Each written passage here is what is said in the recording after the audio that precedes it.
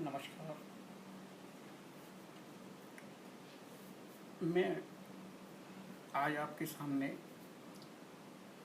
इस माध्यम के द्वारा पहली बार उपस्थित हूँ। मैं आज एक ऐसा विषय आपके सामने रखना चाहता हूँ जिसके बारे में आप मन से नहीं, बुद्धि से नहीं, विवेक से नहीं, केवल हृदय से सोचें। मैं प्रभु श्री राम जी के बारे में उनसे जुड़े हुए प्रसंगों में से एक की बात करना चाहता हूँ। सीधे सीधे तो हमने रामलीला का मंचन, रामचरितमानस का पाठ, वाल्मीकि रामायण का स्वाध्याय सब कुछ किया है और हम सीधी सीधी कथा को जानते हैं। लेकिन प्रभु श्री राम परम ब्रह्म परमेश्वर इस अखिल ब्रह्मांड के महानायक इस धरा पर आए और एक मनुष्य रूप में उन्होंने अवतार लिया और आद्योपांत जब से जन्म लिया और जब से देहोत्सर्ग हुआ, उन्होंने सब मानवोचित कर्मों से ही सबको प्रेरित किया और सबके सामने अपना चरित्र रखा। हम ये कह सकते हैं कि भगवान श्री राम हमें स्वयं प्रैक्टिकल करके दिखाने के लिए आए थे। यहाँ थ्योरी तो हम खूब पढ़ते हैं, बहुत सी चीज़ें ऐसी होती हैं जो केवल थ्योरी पढ़ने से समझ में नहीं आती। इसलिए विज्ञान विषयों में आपने विद्यालयों में, विश्वविद्यालयों में, महाविद्यालयों में देखा होगा कि बहुत सुसज्जित, बहुत एडवांस लैब्स होती हैं जहाँ उन चीज़ों का जो थ्योरी में पढ़ाई जाती है उनका प्रैक्टिकल करके दिखाया जाता है। तो वो प्रभु श्री राम ने, हालांकि उससे जुड़ी हुई बहुत सी कथाएं हैं कि मनु शतरूपा को दिए हुए अपने वचन के अनुरूप वो उनके गर्भ से जन्म लेकर श्री राम के रूप में आए, या नारद जी ने जो शाप दिया था कि आप भी पत्नी विरोह में, बिछोह में परेशान होंगे या दुखी होंगे। अन्य अन्य बहुत सी कथाएं हैं जुड़ी हुई हैं, उनसे हमारा कोई मतलब नहीं है। हम तो यहाँ कुछ दूसरी ही बात करना चाहते हैं। हमारा उद्देश्य सिर्फ ये है कि भगवान श्री राम एक राजघराने में पैदा हुए। राजघराने में पैदा होने के बाद भी उन्होंने अपने कृत्यों के द्वारा, अपने आचरण के द्वारा, अपने व्यवहार के द्वारा हमें एक ऐसा मार्गदर्शन किया है कि जिसको अपनाने से, समझने से हो सकता है मानव जीवन धन्य हो जाए, और होगा, ये पूरा विश्वास है। उन्होंने जितने भी रिश्ते होते हैं, अरे लोग तो सगे भाई से भी इतना दूर थोड़ा सा बच के, फासला रख के, ये करके वो करके, मन में कुछ और रख के चलते हैं। उन्होंने तो सहोदर भाइयों को ऐसे हृदय से लगाया, उनकी पीड़ा को ऐसे समझा, उनके साथ उनके कंधे से कंधा मिलाकर उनको इतना प्यार, उनको इतना दुलार दिया। लोग अपनी सगी माता को भी इतना सम्मान नहीं देते जितना उन्होंने एक सौतेली, दो सौतेली माताओं को भी सम्मान दिया। हर रिश्ते, चाहे पिता का रिश्ता हो, भाई का रिश्ता हो, पुत्र का रिश्ता हो, और भी समाज के प्रति जितने भी अपने उत्तरदायित्व हैं, उनके जो रिश्ते होते हैं समाज से भी, परिवार से भी, उन सब का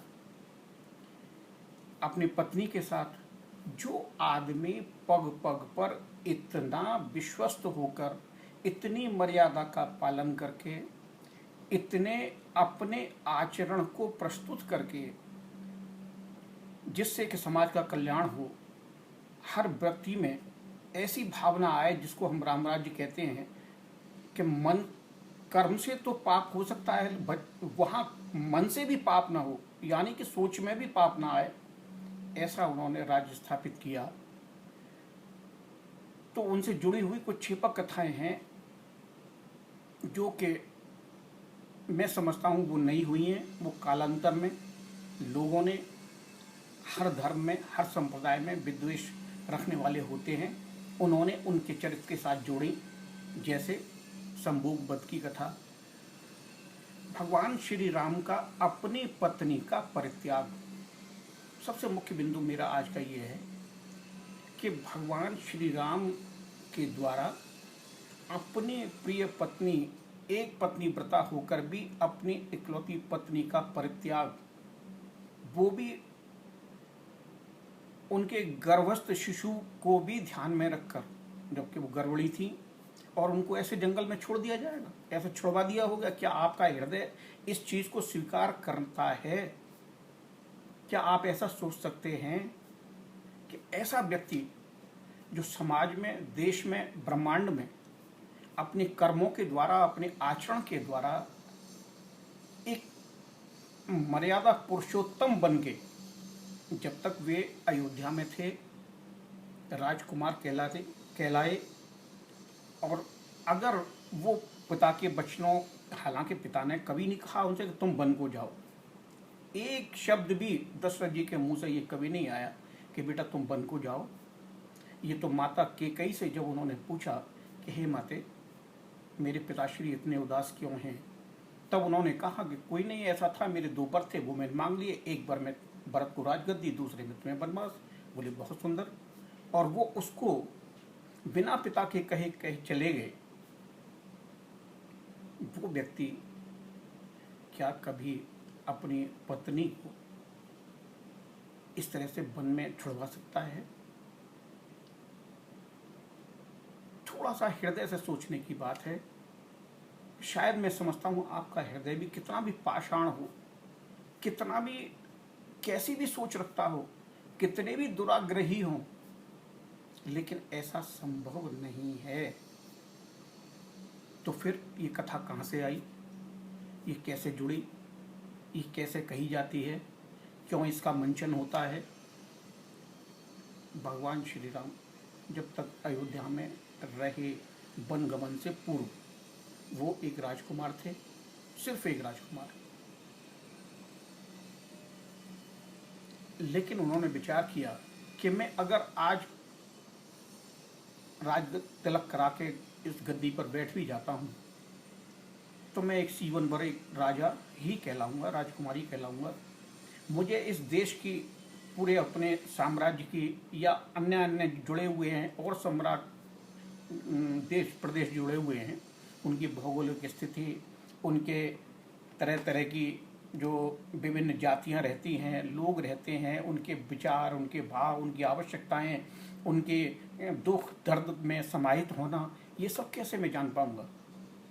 तो मैं पहले अपना राज तिलक कराने से पहले ये मन में विचार कर रहे हैं, वो ये चाहता हूँ कि मैं पहले इस पूरे भूगोल को समझूं, लोगों की आत्मा तक पहुंचूं, उसके बाद जब मैं सर्वप्रिय हूँ या हो जाऊं, तब ही मैं यहाँ आकर इस कार्यभार को ग्रहण करूँ। इसको माध्यम बनाया माता कैकेयी को, वन को चले गए। वन में जो भी 14 वर्ष हुआ आप सबने देखा, सबने सुना है, देखा है, या रामलीला के माध्यम से, किताबों के माध्यम से। और जब वो लौटे तब वो राजकुमार नहीं थे, तब वे थे मर्यादा पुरुषोत्तम श्री राम।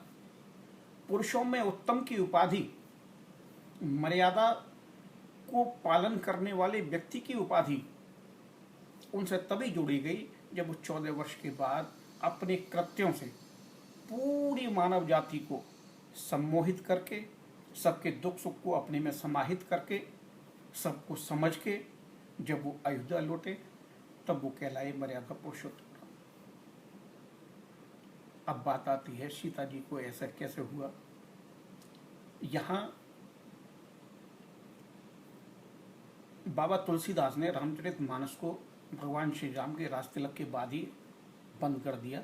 उसके बाद उन्होंने आगे की कथा नहीं लिखी। बहुत मर्मज्ञ थे, बहुत उन्होंने शास्त्रों का इधर उधर सब अध्ययन किया। वो भी समझ गए कि ऐसा हो नहीं सकता, तो जो चीज असंभव हो या मन को कहीं भी संदेह पैदा कर रही हो उसको लिखना ठीक नहीं है। तो उन्होंने चाहते तो वो उत्तरकांड में लव कुश की कथा डाल सकते थे, माँ सीता का परित्याग दिखा सकते थे, लेकिन ऐसा नहीं किया उन्होंने अपनी कथा को रास्ते लग के बाद ही बंद कर दिया। अब कहा जाता है कि वाल्मीकि रामायण में ये प्रसंग है, बिल्कुल ठीक है।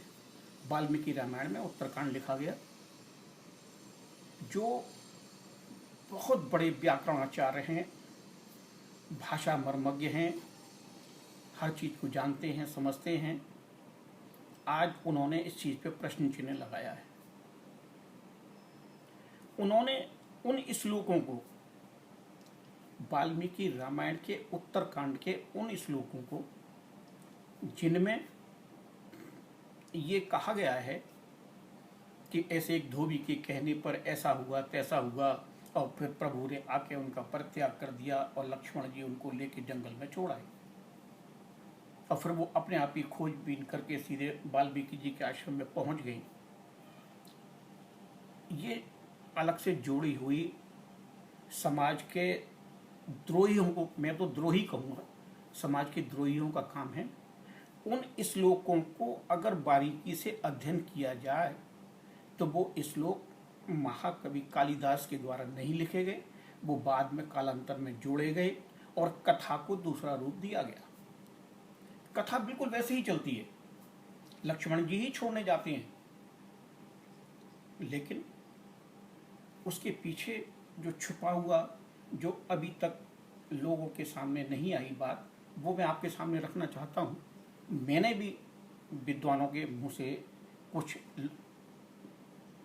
स्तंभ, अखबारों के स्तंभों से, कुछ लेखों से, कुछ किताबों से, कुछ लोगों के अपने व्याख्यानों से सुन के ये निष्कर्ष निकाला है, और कई जगह उद्धृत भी किया गया है कि प्रभु श्री राम ने ये सोचा कि माता सीता के साथ उनको सम्मिलित करके, उन दोनों, केवल उन दोनों ने, कि जो बच्चा, वो एक इंग्लिश में कहावत है कि man born with golden spoon, तो भगवान श्री राम तो man born with golden spoon थे, क्योंकि वो राजघराने में पैदा हुए और राजकुमार थे। तो ये उन्होंने अपना साम्राज्य, मनु के जो 49 पीढ़ी हैं, ये 49वीं पीढ़ी पे हैं श्री राम, उसमें से कुछ ही पीढ़ियां, कुछ ही राजा प्रसिद्ध हुए हैं। रघु, जिनके नाम तो रघुवंश चला रहा है, महाराज इक्ष्वाकु, बाकी तो बस वो एक वंशावली में चले आ रहे हैं। एक नॉर्मल जैसे साधारण राजा होते हैं वैसे अपना राजकाज किया और अपने स्वर्गस्थ हुए।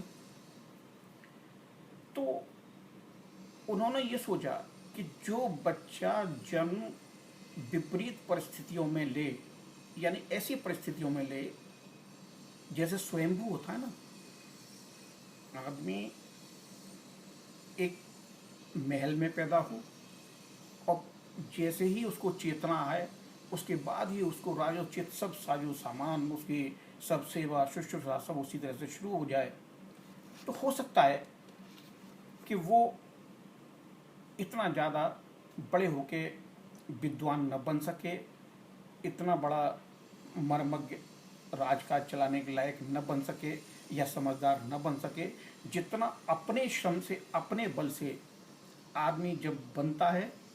और क्योंकि उस जमाने में गुरुकुल का जमाना था, तो ऋषि मुनियों के पास, हालांकि भगवान श्री राम भी जैसे ही होश संभाला, इनका यज्ञोपवीत होने के बाद इनको गुरु वशिष्ठ के आश्रम में भेज दिया गया था, वहाँ उन्होंने शिक्षा पाई, लेकिन एक वो अल्पकाल था। यहाँ जन्म से लेके बाल्यकाल के समापन, लगभग समापन तक उन्होंने ये चाहा कि इनको एक ऐसे आश्रम में इनका जन्म हो जहाँ